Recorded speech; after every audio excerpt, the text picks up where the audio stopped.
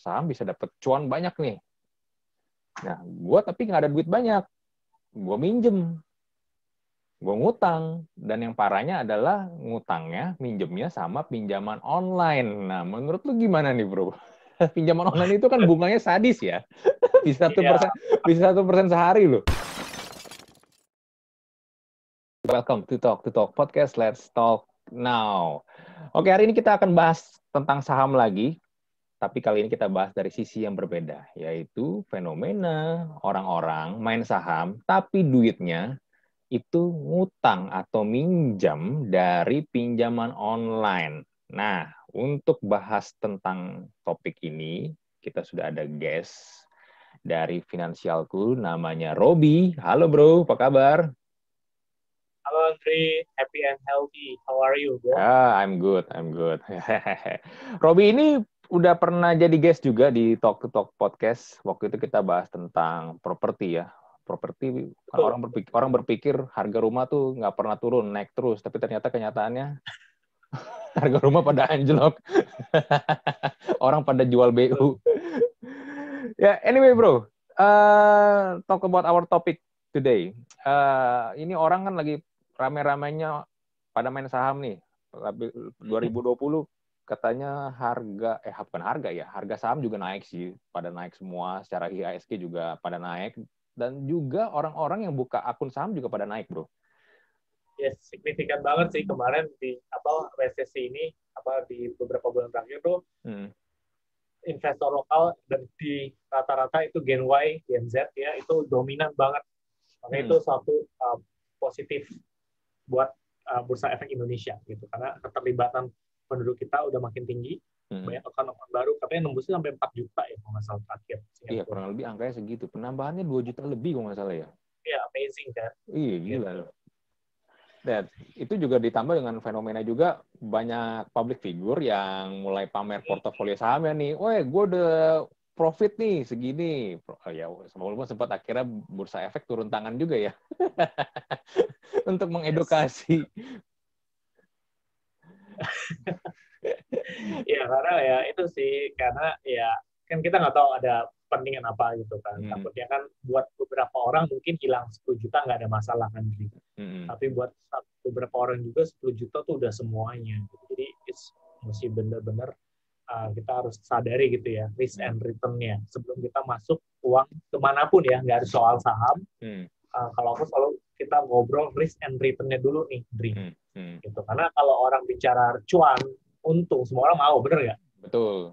Semua orang pengen cepat kaya. Itu udah pernah diomongin itu selalu ngomongin di depan. Tapi pada setiap keuntungan pasti ada resiko. Nah, tapi kalau dari sisi kita selalu ngomong risk-nya dulu di depan. Kamu bisa terima nggak? Kalau bisa terima, boleh. Kalau nggak bisa terima, mending nggak usah.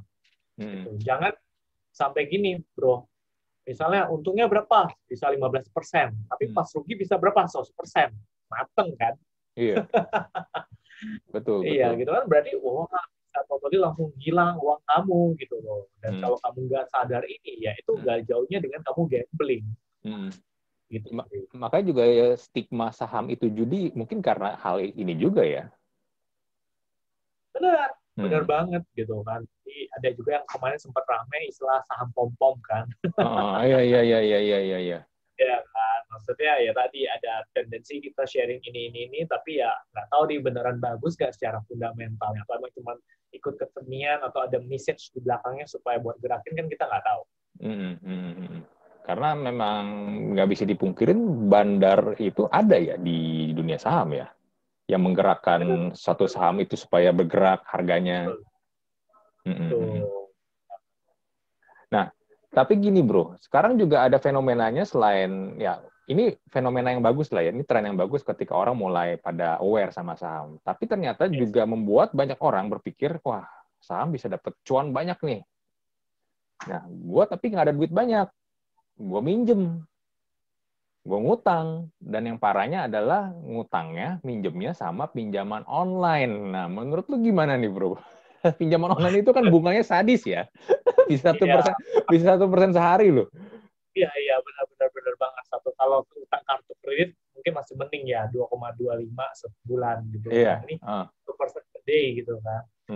Nah, ini sih sebenarnya mungkin karena tadi orang ikut hype aja, ya kan, Dri. Jadi orang lihat teman-temannya pada pamer porto, gitu kan, lagi sharing semua, ya dia pikir gue masuk pun bisa cuan profit seperti temannya dia, gitu, tanpa didasari hal-hal yang emang dia harus tahu di awal soal invest di saham.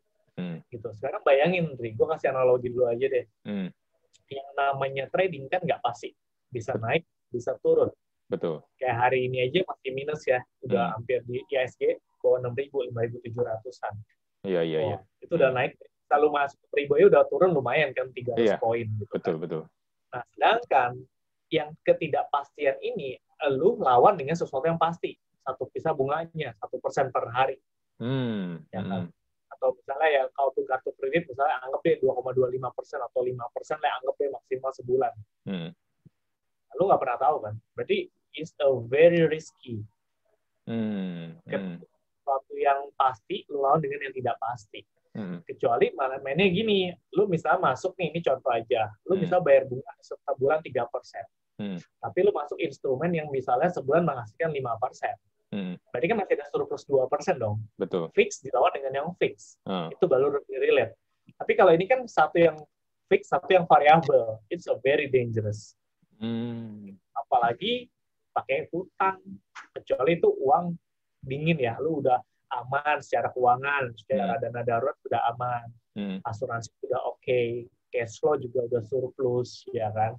Alokasi budget yang buat misalnya dana pendidikan anaknya sudah aman, ya kan, sudah ada sesuatu yang masing-masing, lu punya uang lebih nih, lu pakai buat trading, nggak apa-apa, gitu, karena lu nggak hidup dari situ. Nah, ini kan yang mindset yang orang kadang nggak dapat, orang main merasa, oke, gue pinjam duit 10 juta nih, gue yakin nih bakal dapat 30% sebulan, ekspektasinya 13 juta kan dapat, gue bisa lah bayar pinjaman ya kan, gue masih surplus. Tapi kalau itu kan yang ekspektasi dia, realitanya kan kadang berbalik, minusnya malah minus gitu kan. Ketika dia masuknya pas lagi turun, turun terus lagi, uptrend downtrend lagi gitu kan. Habis dong. Serok lagi, sanggup nggak berapa lama dia bisa turun? Kita nggak tahu kapan bangkit. Sedangkan ya tadi, waduh anjir, sisa 4 hari lagi gue harus bayar pinjamannya atau bunganya. Nggak kebayar. Iya. Ya, tapi berarti gini bro, tadi kan lu bilang ada baiknya sumber dananya itu adalah duit nganggur, duit ini kan, duit dinginnya tadi yang lu bilang. Betul. Nah, tapi kan ada banyak orang juga yang nggak punya hal seperti itu, nggak ada yang punya duit nganggur, tapi mereka pengen nih itu terjun ke saham, itu gimana tuh? Nah, oke. Berarti kan kalau kayak gitu kan gini, lu waktu masuk ke saham tuh ada dua. Ada yang lu mau sebagai investor, ada yang sebagai trader. Iya, betul. Investor ibaratnya udah lu beli yang emang lu tahu. Misalnya sesimpel, misalnya gue pengguna, misalnya gue sebenarnya langsung Telkomsel, ya, atau gue pakai misalnya makanan Indomie gitu kan, gue tahu tuh perusahaannya ada gitu kan. Ya udah, lu nyicil aja tiap bulan, uangnya ke situ, karena ya udah lu melakukan aktivitas yang lain. Lu tahu nih perusahaan akan grow gitu kan. Ya kan? Beda dengan lu trading. Trading kan lu berarti berharap suatu hari ini gue make money berapa. Beda lo ya. Feel pressure-nya beda. Karena lu harus makan hari ini buat dapat hari ini. Kalau investor buat long term, ya udah lu invest, lu tinggal tidur, lu aktivitas nggak ada masalah. Karena lu tahu lu nggak akan butuh uangnya hari ini. Dua hal berbeda. Gitu. Cuman kadang nih lucu juga. Kadang awalnya investor, profit dikit, jadinya trader. Ya kan, lumayan ya ternyata. Udah. Terus yang ini juga, yang awalnya trader nyangkut, akhirnya investor.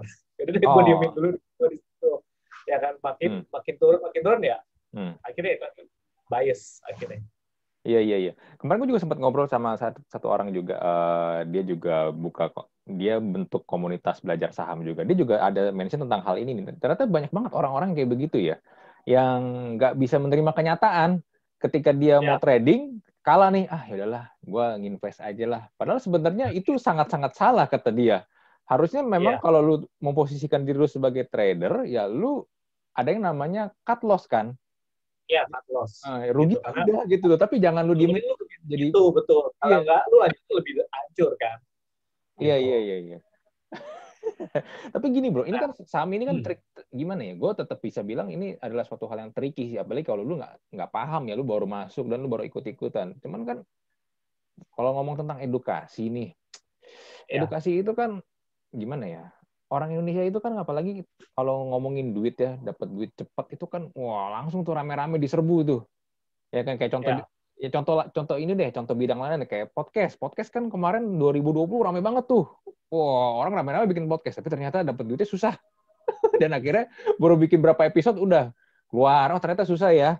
Nah, ini bedanya gini, kalau podcast itu kan entry barrier-nya kan boleh dibilang kecil lah, hampir nggak ada lah. Orang mau bikin gampang lah. Tapi kan kerugiannya bisa dibilang juga lebih minim ya kan, karena modalnya kecil. Kayak gua sekarang pun gua nggak perlu invest ke alat yang gimana-gimana untuk sekarang ini misalnya.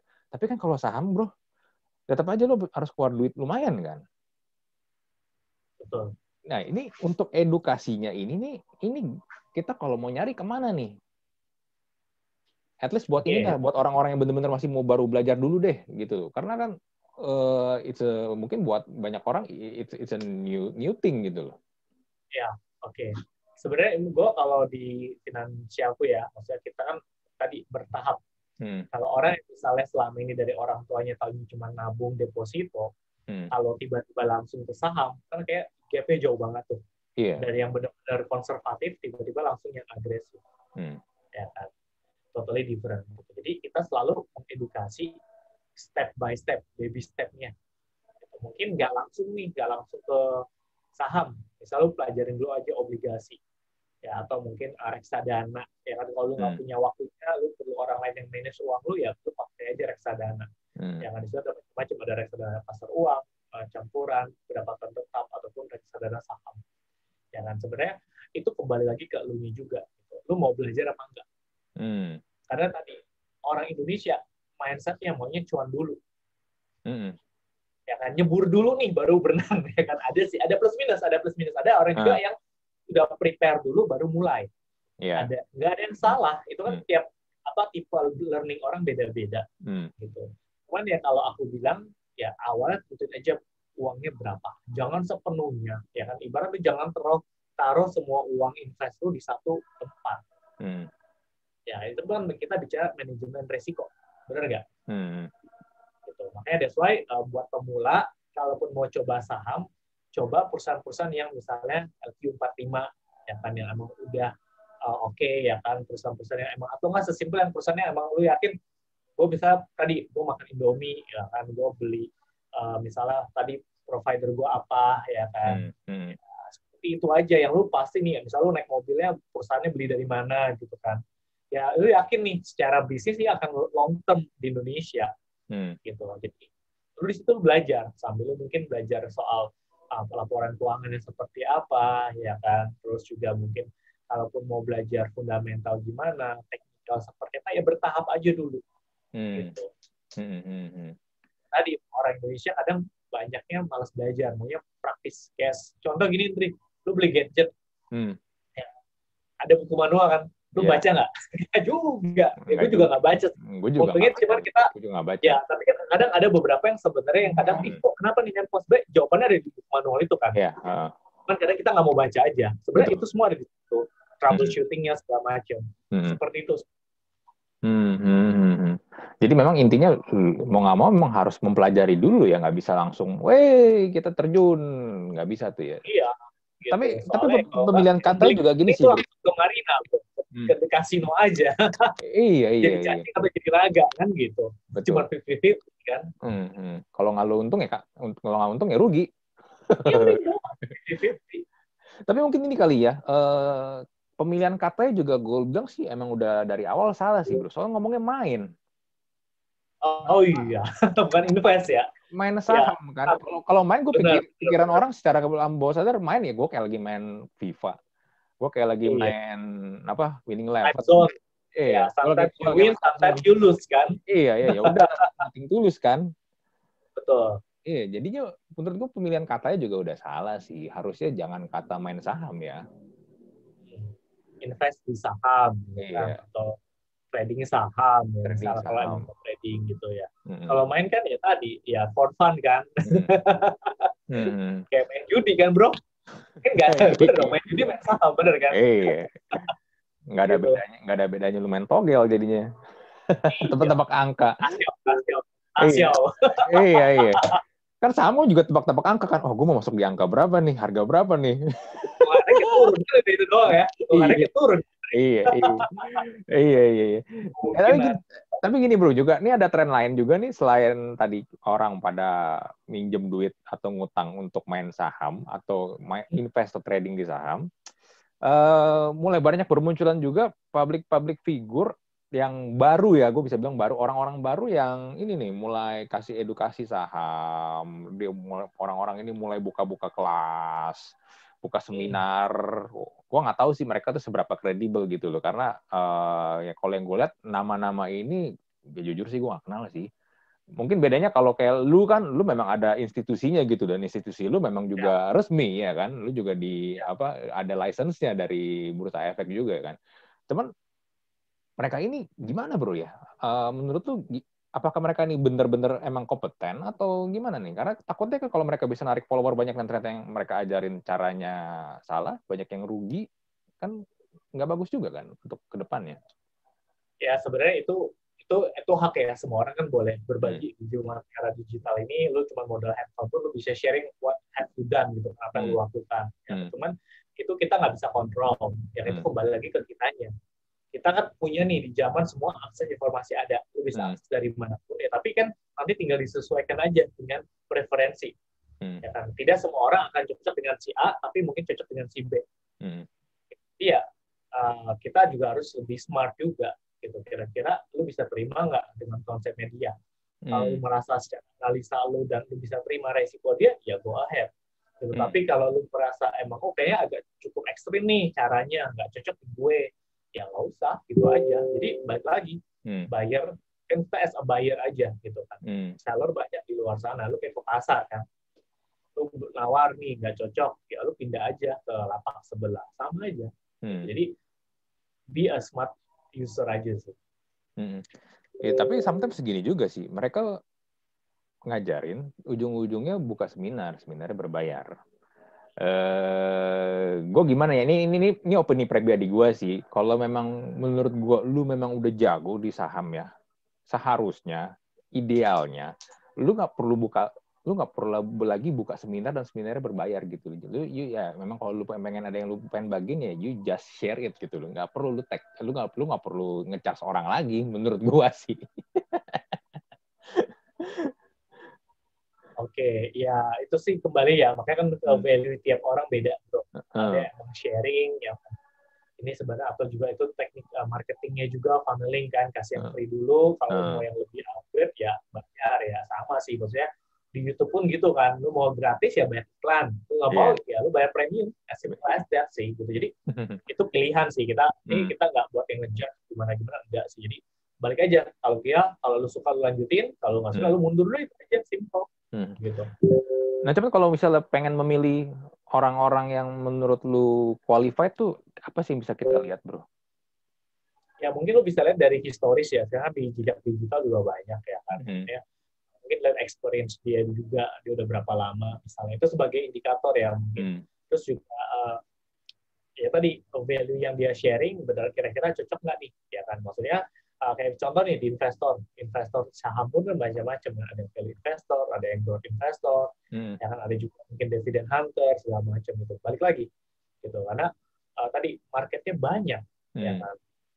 Ya tinggal kamu seraknya di mana nih, kamu lagi butuh belajar yang mana gitu kan.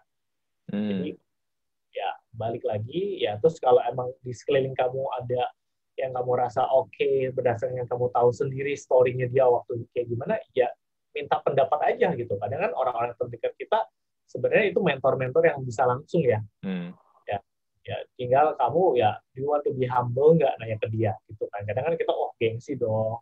Masa gue nanya dia, gue mending cari di internet, ya trial and error-nya kamu nggak tahu. Sedangkan kalau orang-orang yang kamu kenal secara in person, namun kamu tahu before and after-nya gitu. Which is ya mereka akan lebih sungkan juga kalau misalnya sharing sesuatu yang nggak dilakukan atau sesuatu yang dia salah gitu kan. Itu kan emang waktu kita juga, Andre. Experience-nya, pengalaman dia gitu kan. Oh jadi ya, cocokan juga dong ini. Komunitas lah. Nah kalau lu di finansialku ada nggak sih juga nih untuk edukasi saham kayak begini? Ya, kita kebetulan saat ini sih lebih banyak ke yang sistemnya yang bukan trading, yang lebih ke investing long term gitu. Kita ada kelas ini ya value investing dengan salah satu value investor ya Rifan Kurniawan juga. Terus kita juga punya kelas reksadana ya kan. Ada juga kelas bahas soal properti gitu. Jadi menyesuaikan tadi aku bilang investment is only a tools gitu kan, cuman kendaraan nih. Ya kan, tinggal lu punya tujuannya kemana, pilih kendaraan yang tepat. Gitu. Lu tadi sempat bilang value investing untuk saham. Value investing tuh maksudnya gimana sih? Value investing yang tadi, lu tahu perusahaan ini emang lagi perusahaan yang sehat dan bagus, tapi misalnya di harga lagi murah, itu lagi terkorek, ya udah lu beli gitu. Nanti karena lu tahu nih suatu hari dia akan istilahnya beggar ya, multi beggar, jadi bisa naik 100%, 200%, 300%, gitu. Oh, jadi ini adalah saham perusahaan yang boleh dibilang harganya tuh under value, bener nggak? Betul, lagi terkoreksi, gitu. Ya kan? Oke, under value. Ini mirip ini nggak sih kayak Warren Buffett itu cara-caranya dia tuh dia nyari perusahaan yang sahamnya menurut dia tuh ini kok bagus tapi kok harganya murah gitu loh, makanya diborong sama dia. Tahu, ya. Lebih seperti itu kan, kita nikmatnya jangka panjang, bukan yang hari beli hari sini harus cuan atau 1-2 hari untung gitu, nggak gitu. Gitu. Bisa bulanan, bisa tahunan, bisa itu seperti itu sih. Ya, contoh lah BCA misalnya ya 10 tahun yang lalu berapa sih? 2000-an ya kok salah. Sekarang udah berapa gitu kan. Maksudnya ya kan kita nikmatin aja gitu, nggak harus pusing tiap hari merah hijau kan stres ya. Oke, berarti ini adalah memang cara yang long term banget ya value investing ini ya, tapi sangat-sangat memungkinkan banget buat orang yang memang nggak mau pusing dengan grafik merah, hijau, merah. Lain di luar saham gitu kan. You still have life kan, mungkin kayak lu masih fokus bikin konten ya.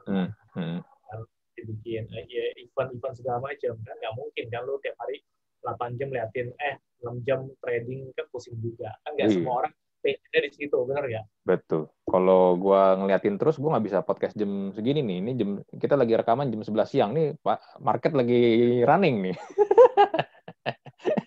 Ya. Bro, ini juga ada lagi nih yang lain nih. Selain trading saham kan ada juga namanya trading forex nih. Belakangan nih lagi apa ya? Lagi sedang fenomenanya nih trading forex tapi pakai bot ya. Nah, ini gimana sih maksudnya pakai bot tuh? Menurut tuh gimana sih? Ya sebenarnya mereka yang kayak ada robot yang punya AI ya, artificial intelligence, gimana dia bisa ada algoritmanya dan dia emang lihat pattern gitu. Jadi marketnya seperti apa, dia akan melakukan eksekusi apa, kalau marketnya turun dia akan seperti apa, gitu sih. Ya itu emang lagi ngetren sih, lagi banyak juga kok. Ada teman-teman gue juga yang suka kadang sharing, hari ini profit sekian, thank you ya buat ini gitu.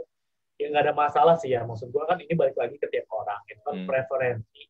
Ya kan, lu punya uang, lu mau taruh dimanapun ya itu hak lu. Yang penting kan waktu kita taruh, kita udah harus tahu risk and return-nya seperti apa. Kalau kamu bisa terima, ya go ahead. Kamu nggak bisa terima, ya mundur aja. Sesimpel itu sih. Jadi gue nggak bisa komentarin gimana kan. Itu kan uang mereka, uang gue juga. Tapi ini bot ini memang legit ya, maksudnya juga ini nggak sih diperbolehkan? Ya kalau robot sih banyak banget ya jenisnya ya kan. Mungkin yang gue nggak bisa ngomentarin secara detail gitu, tapi ya lihat aja historisnya aja gitu kan. Misalnya dia sudah jalan berapa lama, terus rata-rata portfolio gimana ya kan. Terus juga mungkin lihat brokernya juga udah berapa lama ya kan. Seperti itu gitu ya. Kalau kamu bisa terima ya jalanin, ya mungkin juga mau coba yang kecil-kecil dulu ya nggak apa-apa gitu kan. Ibaratnya di situ kan sambil lu belajar juga, pengen tahu ya bisa juga. Oh jadi ini kalau untuk trading bot nih juga kembali lagi ini pilihan lu juga nih. Semua kembali ke pilihan lu juga nih. Tapi kalau forex ini kayak modal lebih gede ya dibanding saham ya. $1.000 ya kayaknya. Ada yang mulai $1.000 ya, setahu gue. Ya tergantung nih, forex kan ada yang pakai robot, ada yang trading manual kan. Misalnya lo sendiri yang execute itu balik lagi sih itu tiap broker kan punya standar masing-masing. Ya sama kayak lo di sekuritas kan, buka saham ada yang minimal 10 juta, ada yang minimal 50 juta, ada yang berapa itu beda-beda. Gitu. Oke, jadi ini ada lagi nih yang namanya trading forex nih, dan ini sekarang pakai bot nih juga lagi ngetren nih ya. Gila nih kalau dunia beginian nih memang kalau mau dieksplor digali nih memang banyak banget ya. Yes, benar. Itu sih emang lu nanti kalau emang mau itu ya bisa lah gue undang temen gue yang emang lebih expert di bidang forex sih. Kalau mau. Iya, dan juga waktu itu pernah ada yang nanya sama gue juga, kalau kita misalnya mau beli saham, tapi bukan saham di Indonesia, tapi saham perusahaan di luar, misalnya kayak mau beli saham Apple, saham Tesla misalnya, itu gimana caranya? Gue juga nggak tahu sih gimana caranya kalau mau beli, kalau beli yang di luar punya. Tapi itu memungkinkan nggak sih? Memungkinkan kok, ada platform-platform yang memungkinkan kita bisa beli saham di luar. Oh gitu. Tapi di Indonesia ada? Bisa? Ada. Ada reksadana yang isinya saham-saham luar pun juga ada. Gitu. Tapi sekali masuk minimal 10.000 US gitu kan. Oh, oke. Modalnya gede banget ya, berarti ya. Betul, karena harga sahamnya kan udah mahal. Sekarang Tesla aja berapa? Satu saham lembar ya kan? Iya. Misalnya Apple udah berapa? Nggak mungkin cuma 100.000 gitu kan. Kalau kita reksadana 100.000 masih bisa kan? Iya.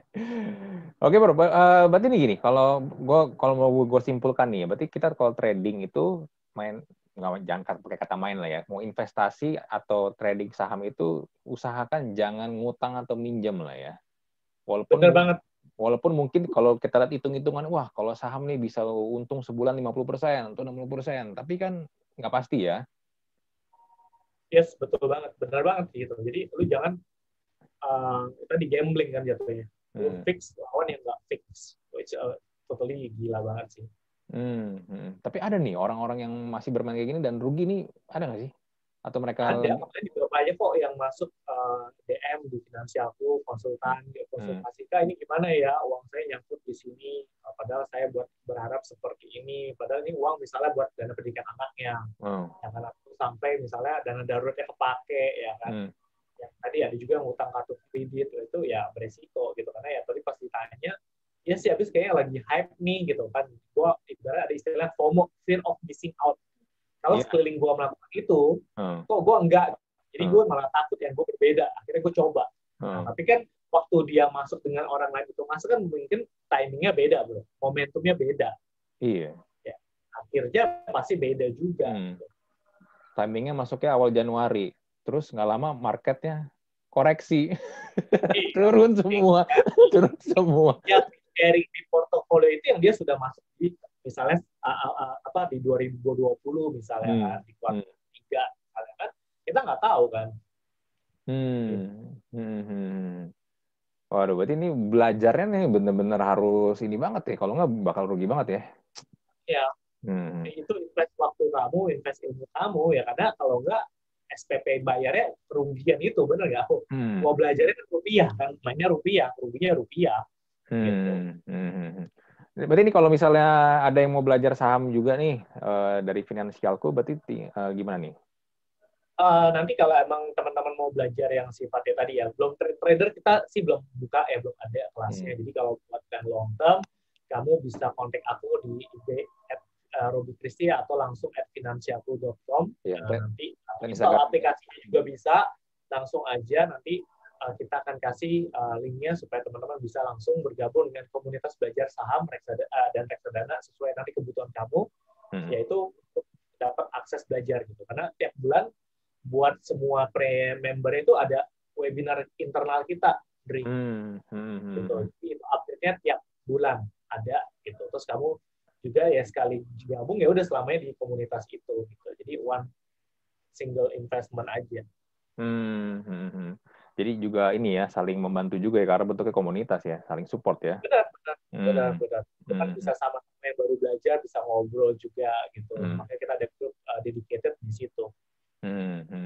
Ya ntar link Instagram Robi sama link Instagramnya Finansialku gue taruh juga di kolom description, tinggal diklik lah ya. Oke bro, thank you banget nih buat ngobrol-ngobrolnya nih. Sukses selalu untuk lu dan juga finansialku. Dan juga ingat pesan Robi, kalau mau trading atau invest saham, janganlah berhutang atau minjem di pinjaman online. Kalau nggak lu bakal rugi. Ya, thank you so much Andri buat opportunity-nya, buat bisa sharing ke teman-teman di sana juga.